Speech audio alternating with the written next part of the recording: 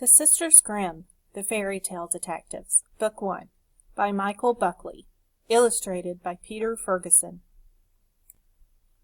Chapter 1, 2 days ago. I'm going to die of boredom here, Sabrina Grimm thought as she looked out the train window at Ferryport Landing, New York, approaching in the distance. The little town seemed to be made mostly of hills and trees next to the cold gray Hudson River. Endless acres of evergreen forest surrounded it, as if trying to hide its existence from the rest of the world. A few 2- and 3-story buildings huddled around what appeared to be the town's only street. Sabrina couldn't see any movie theaters, malls, or museums, and she felt using the word town to describe Ferryport Landing was a bit of a stretch. The weather wasn't helping. It was raining, and rain always made her feel melancholy. It had been raining the day her parents abandoned her a year and a half ago, and it still made her heart ache. She remembered the day clearly, rushing home that afternoon with a report card safely tucked inside her raincoat. Excited about her A's in math and English and her B in science, and a little disappointed by her C- in gym. She proudly taped her grades to the refrigerator for everyone to see when they got home. It seemed odd that her parents weren't there, but Sabrina didn't worry until Daphne's kindergarten teacher called to find out why no one had picked up the little girl. That night the girls slept in their parents' bed waiting for them to come home, while thunder crashed in the sky outside. When the social workers came 3 days later to take them away, it was still raining, and Sabrina's report card was still hanging on the refrigerator awaiting its praise. For all Sabrina knew, it was still there. The police investigated the disappearance. They searched the family's New York City apartment for clues. They interviewed neighbors and co-workers.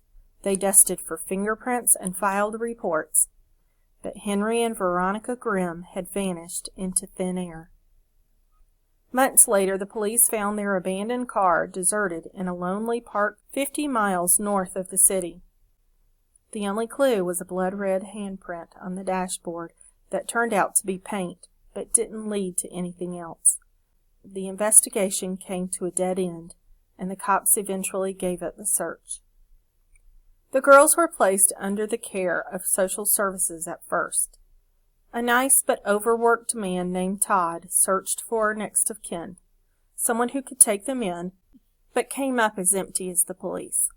No aunts, uncles, grandparents, brothers, sisters, or even distant twice-removed cousins existed. Todd promised to keep trying, but when Sabrina and Daphne were moved to an orphanage, they never saw him again. Sabrina shook off the sad memories and tucked her long blonde hair behind her ear. She felt like crying, but couldn't let her sisters see her blubbering. She needed to be the strong one, after all. She was almost 12 years old. Not that Daphne would have noticed. At that moment, Sabrina's 7-year-old sister had her face pressed against the train's window, as she had for the entire 2-hour trip. She marveled at each ugly little dot on the map they rolled through, like they were Paris, Rome, and Los Angeles.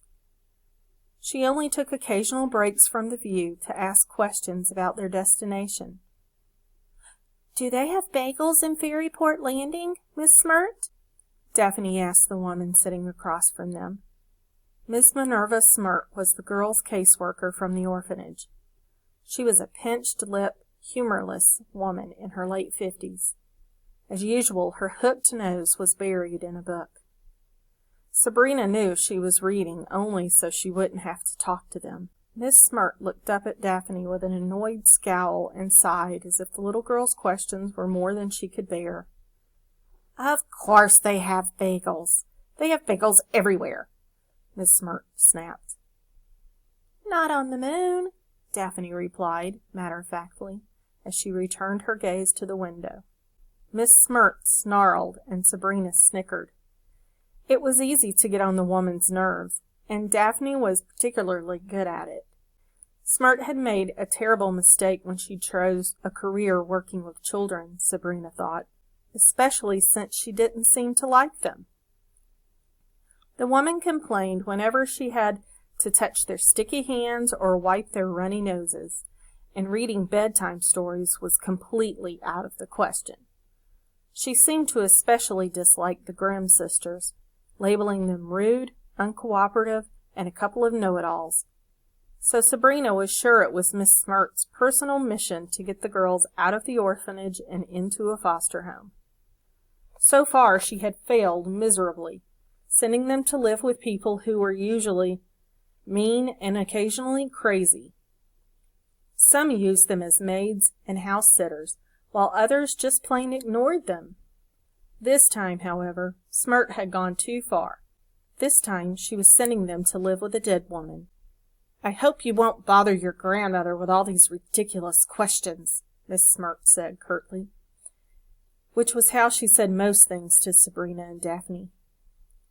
"She is old and cannot handle a lot of trouble."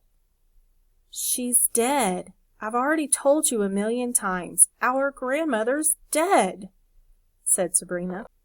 "We did a background check, Sally," Miss Smirt replied. "She is who she says she is." "My name is Sabrina," Sabrina sighed. "Whatever. The orphanage would not just release you into anyone's custody," said Miss Smirt. "Oh, really? How about Miss Langdon, who swore her toilet was haunted?" said Sabrina. "Everyone has their quirks." "Or Mr. Dennison, who made us sleep in his truck," Daphne chimed in. "Some people love the great outdoors." "Mr. and Mrs. Johnson handcuffed us to a radiator," Sabrina cried. Miss Smirt rolled her eyes. "You act like it was the end of the world. Imagine how hard it's been on me. I was mortified when I heard what you said to the Keatons."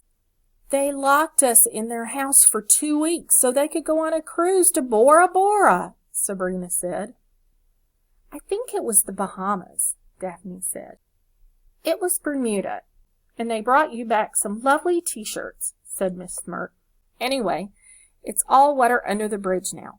We found a real relative who is actually eager to take you into her home, and not a moment too soon. To be honest, we have run out of families looking for rude little girls. Even if she were an imposter, I would hand you over to her." With that, Miss Smirt put her nose back into her book. Sabrina looked at the title. It was called, "How to Get the Love You Want." The conductor's voice rang out from the speakers on the ceiling. He announced that Ferryport Landing was the next and last stop. "What's an imposter?" Daphne asked. "It's a person who pretends to be someone she's not," Sabrina said. "Do you think there's any chance she's really our grandmother?" "Not a chance," Sabrina whispered into her sister's ears. "Dad told me she died before we were even born. No, she's some crackpot. But don't worry. We'll be gone before the crazy old bat knows what's happened." The train slowed as it pulled into the station, and the passengers got up from their seats. They took down their bags from the luggage racks above and tossed half-read newspapers onto the coffee-stained floor before heading towards the door. "Ladies, let's go," Miss Smirt ordered.